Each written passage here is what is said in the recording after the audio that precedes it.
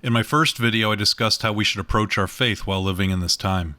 Over the next several videos, I'd like to dive deeper into the specifics while also including evidence that we're nearing the end of the little season. I want to focus on the world of finance for this video because they are the machine that powers every aspect of life during the little season.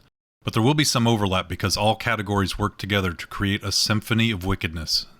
And if this is indeed the end of the little season, then those who predicted the start as 1776 are probably on the right track, as my goal is to show that it's mathematically impossible to continue on our current economic path, and that those in charge have no intention of doing so anyway.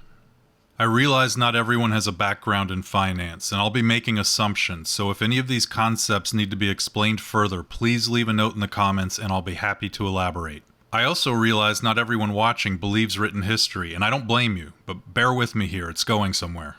I don't want to isolate anyone just because I personally believe we live in the little season based on the evidence at hand. Eschatology isn't everything. But even if we aren't, the presence of Satan in all of these industries from top to bottom is undeniable. And as any student of history knows, controlling these particular enterprises is simply population control 101. Satan's power did not come all at once upon his release, as we will see from the history of CB in this country. We can easily tell just by looking around DC who built it, but we also know there used to be men who stood for God and morality and had the ability to obtain positions of power, even up through the 1960s. I could start with all the filthy European CBs dating back hundreds of years before the Revolutionary War, but let's jump ahead to the founding of the country. Deep diving into historical records shows that a few of the early politicians were noble men, and all evidence suggests escaping CBs is why they came here in the first place. Alexander Hamilton, an agent of the Reds and married into their family, was able to start the first bank of the United States in 1791, converting interest-free public debt into interest-bearing bonds picked up by the Bs, same playbook as today. This charter lasted for 20 years until 1811, at which time they were not able to manage an extension through Congress, due to Hamilton being out of the picture after losing a duel to Aaron Burr in 1804. So the Bs started the War of 1812, a typical tactic used to create debt and bankrupt and eventually own countries around the world, even to this day. There's a good book on this topic called Confessions of an Economic Hitman. The CBs, who had full control of England by this time, had destroyed our ports and reduced our exports from $61 million down to $7 million. As our country was in debt by this time, Madison was able to sign into law a second CB in 1816, but their speculative investments failed and they bankrupted the country by 1825. That brings us to Andrew Jackson, the 7th president and the man whose entire reputation revolved around stopping CBs from taking over the country. This is the greatest example in American history of divine intervention, as evidenced by not only his accomplishments, but regular screaming sessions with the CB sympathizers in Congress, where he referred to them as a den of vipers and thieves. His military efforts in the War of 1812 gained him popularity, and his followers were able to encourage him to start campaigning against the B as his presidential platform in 1825, and by 1828 was easily swept into office. Unlike other politicians, he honored his campaign promises and actually fought the Bs, literally and figuratively. His entire tenure as president was spent battling the Bs in Congress, campaigning on the road to help educate the American people on the evils of CBs, and even fending off an A attempt from a red agent sent from England. After the 2 shots failed to hit Jackson, he beat the man with his cane, suppressing any further aggression. But just like today, the evildoer was released by the courts and sent back to England. The Bs then plotted against him and destroyed the economy on purpose under his watch. It looked like it was over, and somehow miraculously the public supported him still, and he was able to get enough of Congress on his side to stop another 20-year CB contract. His final act as president was to pay off the last installment, and by 1835 America was debt-free, the only president to ever pay off the debt. I'm going to skip over the CW and reorganization of this country as a corporation for another video. But I will say that the 13th Amendment freed what few slaves were left by the end of the CW, and the 14th Amendment enslaved us all. All of Andrew Jackson's work was washed away the day Woodrow Wilson fell to deception and signed the FRA into law, giving a private B the right to print all our money. And in exchange for their efforts, we accrued debt and pay them interest. The Bs had finally won, this time permanently. He eventually woke up and realized his mistake, but it was too little, too late. I could do an entire video on just this topic, but you can already find thousands on YouTube. This is what really enslaved us. Do you ever wonder why we don't have any of the rights guaranteed in the Bill of Rights? Heck, very few of us even own land, even those who think they do. This is what allowed all future legislation that would slowly but surely remove all rights and wealth from us. Also in 1913, but not coincidentally, the 16th Amendment was ratified, although not officially, demanding that every citizen of this country pay a significant portion of their wages to cover the interest accrued by the FRA. This bill was actually sold to the public as a tax on the rich. They were told wages would not be affected since the definition of income at the time was capital gains, or profits on investments. The ashy people have a habit of changing the definition of words to fraudulently modify contracts. And we will see more of this in future videos. JFK really was a man of the people. He had spoken publicly on his dislike for the corrupt CB years prior and had a history of going against the narrative. His writings on the second WW mirror those of Patton.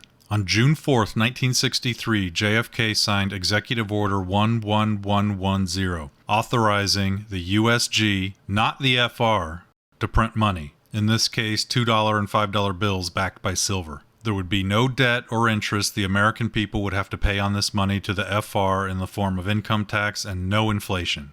But this was very short-lived, and after he was aide, the very first thing the next President Johnson did was overturn this executive order. You can still find these bills in coin shops across the country.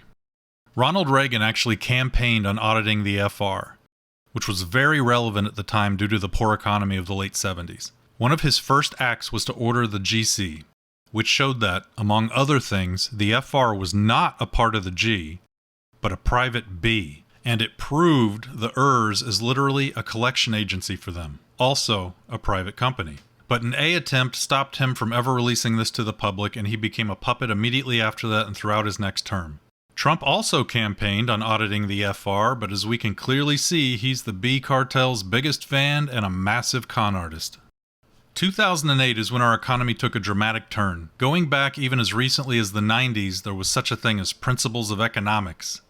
In order to stay in business, you had to be a properly functioning, fiscally responsible company with a positive balance sheet and no fraud. They used to require efficiency experts to make sure companies could stay in business.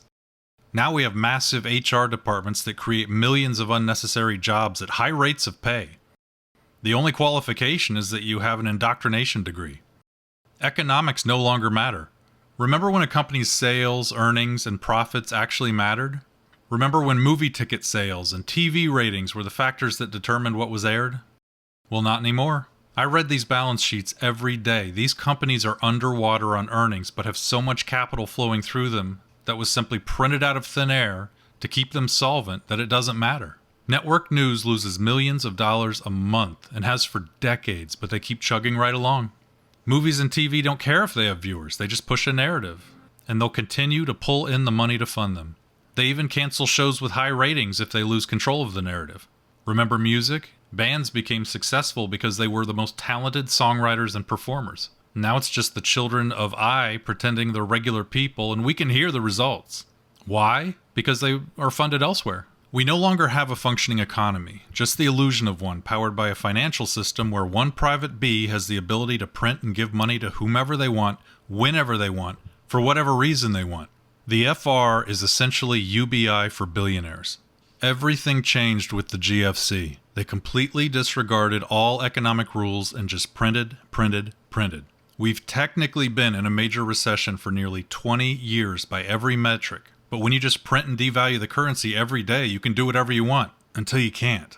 And did it benefit us? Did the wealth gap shrink? No, it's been expanding by leaps and bounds. The billions they printed each year is now in the trillions, monthly, with no signs of slowing down. And where does every dollar of that money go? Directly into the pockets of billionaires, through their corporations, expanding the money supply and devaluing our currency by the day. Literally, the amount of money printed is the amount of wealth the top 1% has gained in the last 15 years. And unless you receive a 25% salary increase every year, you are actually getting a pay cut due to runaway inflation. But it's not just them. We also contribute to increasing the money supply and devaluing the currency ourselves. And this is the part we need to and can actually change. But this goes deeper than just theft, which is what pumping the money supply is. It also causes the wealth gap to grow, which studies show has a significant impact on childhood mortality rates and leads to sharp increases in cancer and diabetes in adulthood. Contributing to the wealth gap is literally murder. The middle class in this country as we knew it is dying. We will soon have two classes, rich and poor. What people don't understand is that unless something is done now, our generation, millennials and younger, won't be able to retire. And it's probably already too late. The average salaried or wage-earning person will end up homeless upon retirement because they will have no way to support themselves. This is why no generation should pass the buck and give debt to their children while living it up. But that's exactly what's happening now. But really, all of that is being very optimistic because there is no mathematical way to save the economy at this point. They have to keep printing just to keep it alive until eventually it implodes.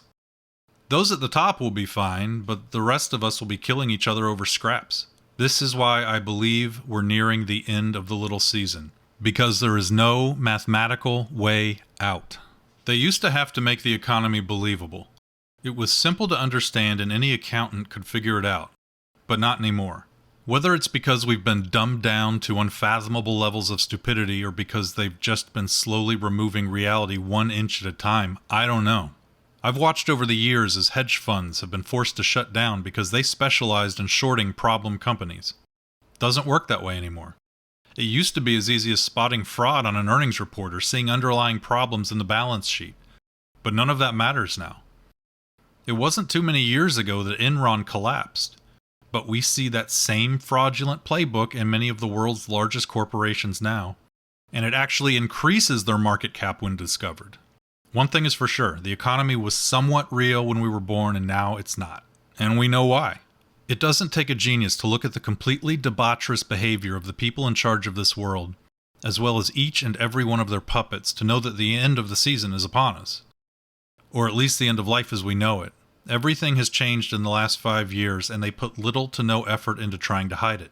We can easily deduce from G actions that they believe it's the end. We can believe whatever we want, but it's hard to deny that our political leaders know it's over.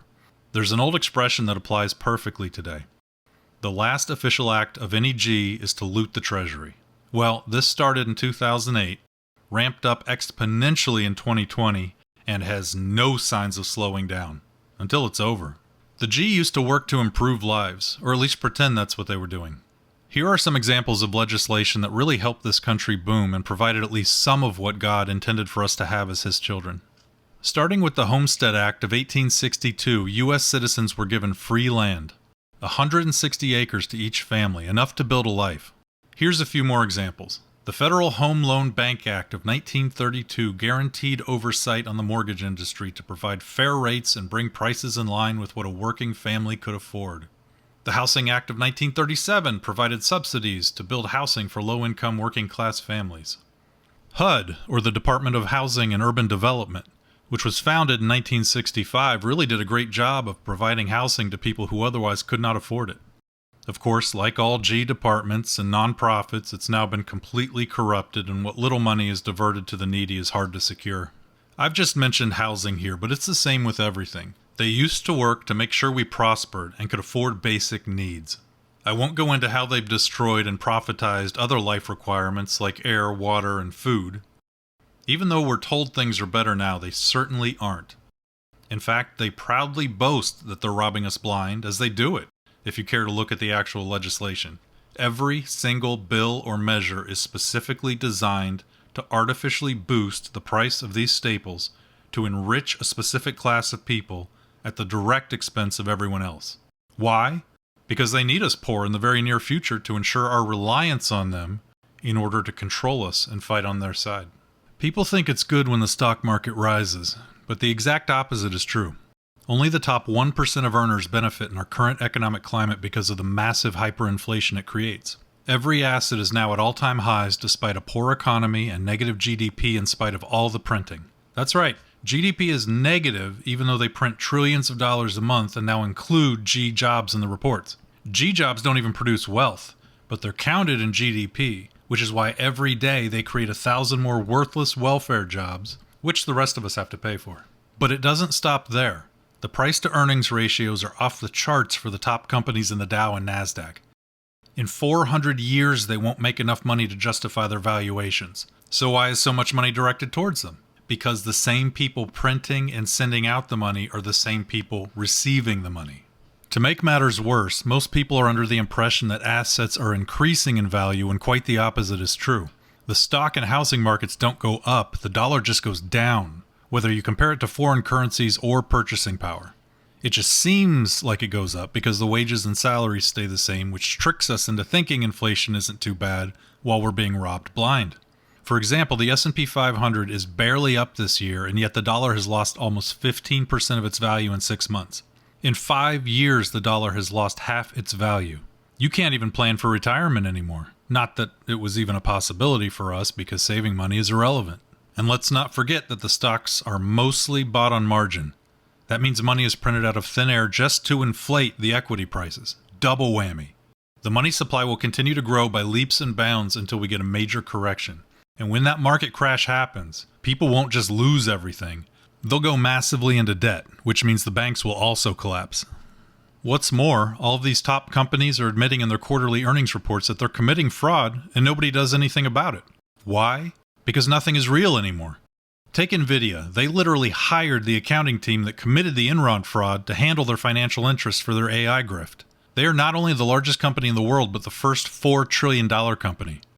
And it's all make-believe.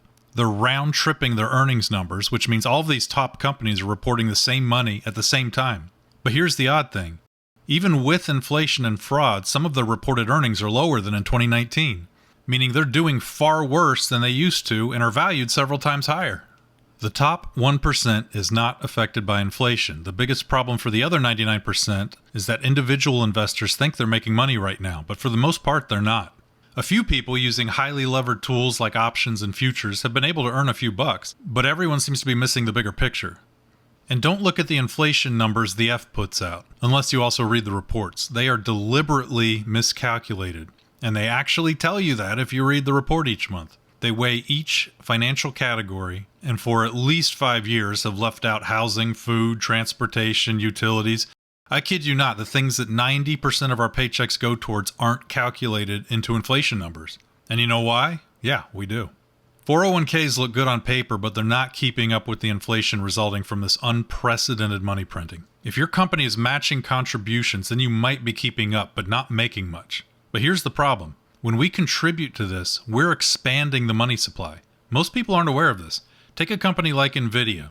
A complete fraud of a company other than selling a handful of video cards to PC gamers. The AI hype hasn't yet and won't translate into actual meaningful sales numbers. Don't believe me? Just look at the forward guidance released by the actual companies. But that aside, people will invest, and while NVIDIA has a market cap of $4 trillion, that doesn't mean that much money was invested. It's closer to hundreds of millions, meaning the money supply has increased by several trillion dollars. And that's just one stock. I'll explain more later in this video. Every time we contribute to any of these overvalued stocks, we are actually severely increasing the money supply, and thus inflation, which is theft. We're literally stealing money out of the pockets of every American. And it gets worse the lower in income we go. We're literally stealing from the poor and giving to the rich. G jobs aren't the only welfare jobs, which is common sense when there's no difference between G and corporations, as our own G is registered as a corporation. David Graeber, formerly of Yale, but now deceased, wrote a book called BS Jobs where he was able to prove that almost all corporate jobs are fake, or could easily be replaced with a computer. You have a few positions in science and engineering that actually provide a good or a service in exchange for their paycheck in the corporate world, but the rest exist just to keep the narrative alive. He found that 40% of those asked were ready to admit that they try to appear busy, but really they do nothing at all. Think about that. 40% of corporate workers will readily admit that they don't do anything. So if that many are willing to admit they're completely worthless, imagine how many actually are. He divides these people into 5 categories. 1. Flunkies. People whose only purpose is to make their superiors feel important. For example, door attendants, greeters. Number 2. Goons. Workers who act to harm or deceive others on behalf of their employer, or to prevent opposing goons from doing the same. Great examples of this include corporate attorneys, public relations, telemarketers, lobbyists. Number 3. Duct tapers. These people fix problems that could easily be permanently fixed, and a great example of this is programmers who write shoddy code. In fact, most of these people possess the ability to fix the problems permanently, but it would eliminate their jobs. 4. Box tickers. These are people who create the appearance in a corporate environment that something useful is being done, even though it's not. This includes the overwhelming number of people now working administration at hospitals, schools, etc. This is where most narrative jobs fall. In order for the illusion of our modern society to exist, there need to be people working these jobs. And these people need to be the ones who readily absorb the secular political nonsense taught in colleges, and they need to be highly paid to really push the narrative that these are the educated workers. Since people seem to associate wealth and wisdom, this really helps their case. Think about it. If you were an evil overlord, would you populate your top positions with moral, intelligent people who possess the capacity for critical thought? No. You would reward those who blindly accept whatever narrative you've created for them. This is why those whose brain power is focused on absorbing instead of thinking are rewarded in school as well, and thinkers are punished. Now, I realize most of us have college degrees, and that doesn't necessarily mean we're idiots, but let's be honest. Did we earn them through deep discussions that lead to logical conclusions, or did we keep our mouths shut and recite back whatever nonsense they preached? Number 5, taskmasters. People who actually slow down a company by creating extra work that doesn't need to be done.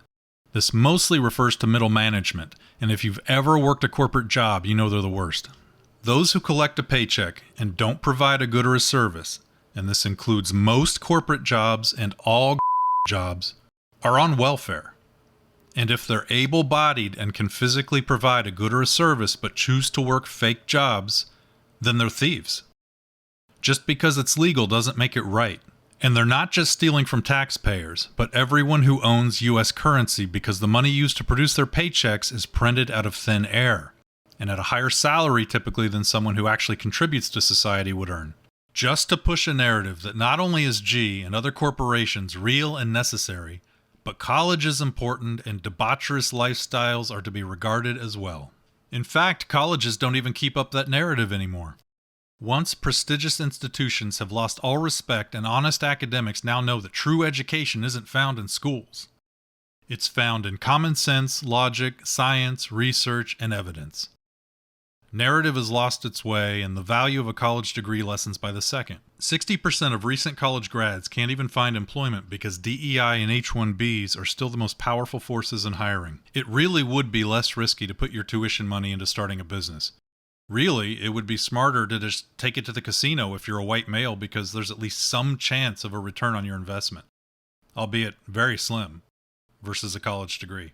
I'm just glad those of us in our 30s and 40s didn't have to pay that much for them. The best examples of highly educated idiots screwing up the basic tenets of their disciplines is evident all around us, but I love to cite Biden's top economic advisor, Jared Bernstein, who can't even explain the simple concept of how money is created. Why does the government even borrow? Well,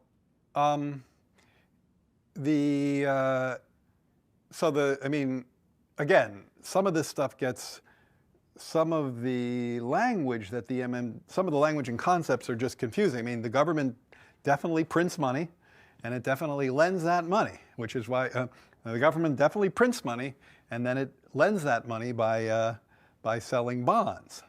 Is that what they do? At the top levels, all jobs are fake and based solely on nepotism.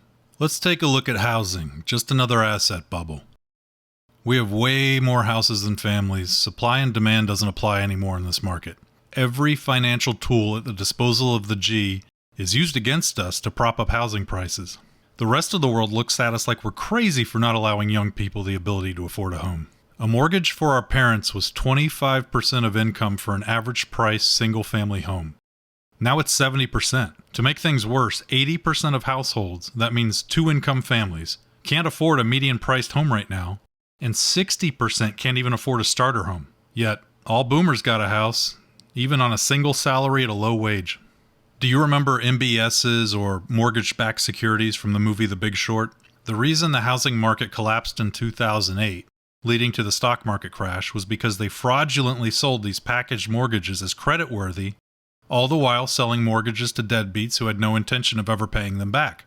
This is not a factor anymore because the FR simply printed enough dollars to buy all the MBS, and they're never going to devalue when people stop paying mortgages this time because the F is never going to sell them. The FR can eat the cost of these because they can print any amount of money they want. There are other financial tools at their disposal, mostly because BR now owns over half of all real estate in the country and doesn't want the values to go down. and the fact that the moratorium on mortgages for over 7 million homes is still in effect 5 years later. These are 7 million mortgages that otherwise wouldn't be paid and collapse the housing market. And who suffers from all this again? It's the renters, the poor, who are paying outrageous prices just to have a junky place to live. Speaking of BR, the WEF arm that wants everyone to own nothing and be happy, except for them, now owns more than 50% of all real estate in the country. They famously have been buying up entire neighborhoods and repricing each home $100,000 plus higher, making tens of billions of dollars in the process and making it very difficult for first-time buyers to buy a home. Price fixing. This will only get worse in coming years because G has made it clear they will continue to use any legislation necessary to continue this grift. This is also something most people aren't aware of. How our B system works. Specifically, FRB. Most think of taking out a loan to buy a house, start a business, or buy a car as something completely innocent, that you're just borrowing money from a bank. But what actually happens is the money is just created out of thin air.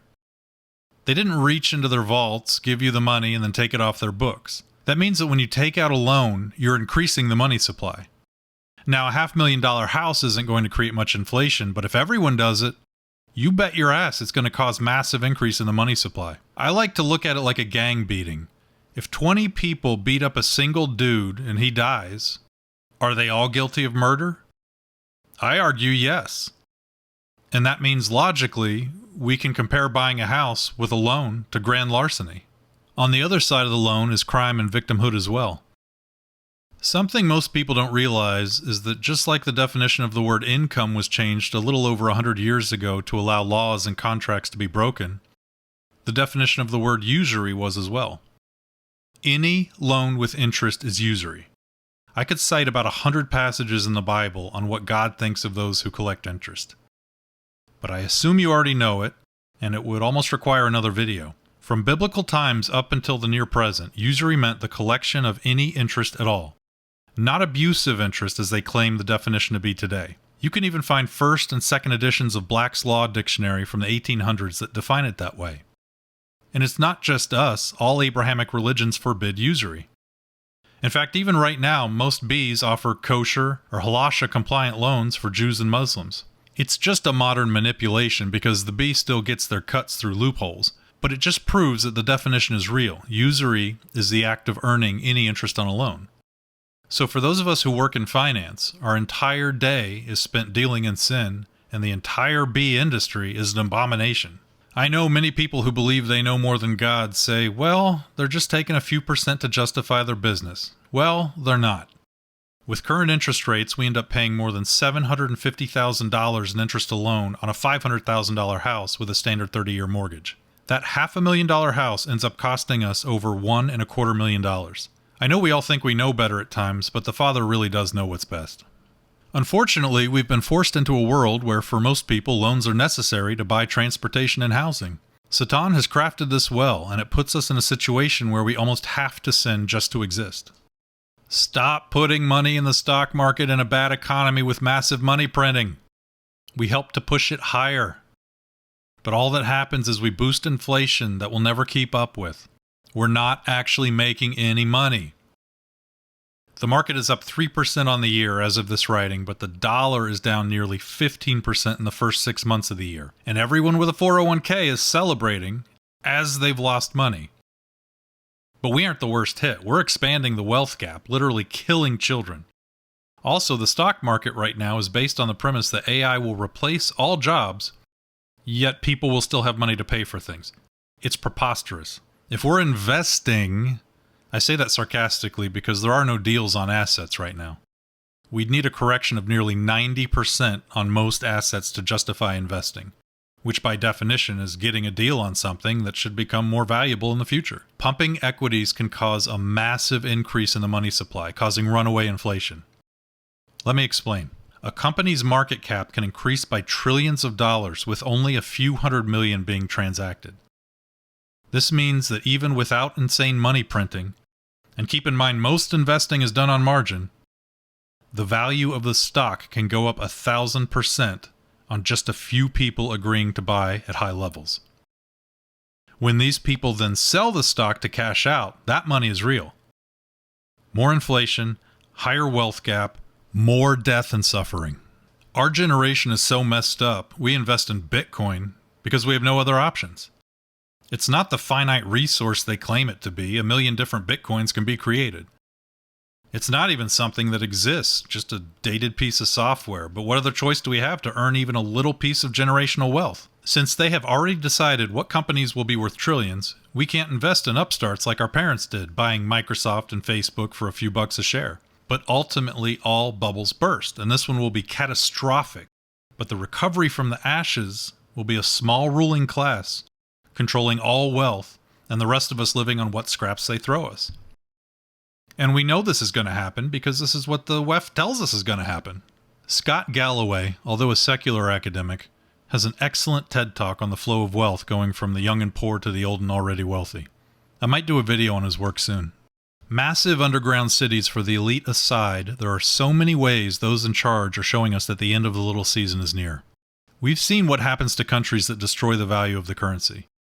And unfortunately, we use the world's reserve currency. Nobody can come bail us out this time. It's only a matter of time, and we continue to do it at an ever-increasing rate each month, and we haven't even begun to see the hyperinflation for all the printing that was done over the last few years, because money supply increases have a several-year lag before showing up in prices. We are all welcome to believe whatever we want, but part of my quest to find Jesus was learning that while most of the people I knew were atheists, a sharp contrast is that everyone they look up to, every single person in a position of power, now and throughout time, believes in God and is devoutly religious. Now, their God is one of deception, but nonetheless, religion and the associated rituals is one of the most important aspects of their life. In the same vein, every single politician or B from every G or financial institution believes it's the end of times. There is absolutely no forethought for any future whatsoever. They're just partying like it's over, and I think it's time for us to wake up, take stock of the world around us, and not participate in their financial game of sin.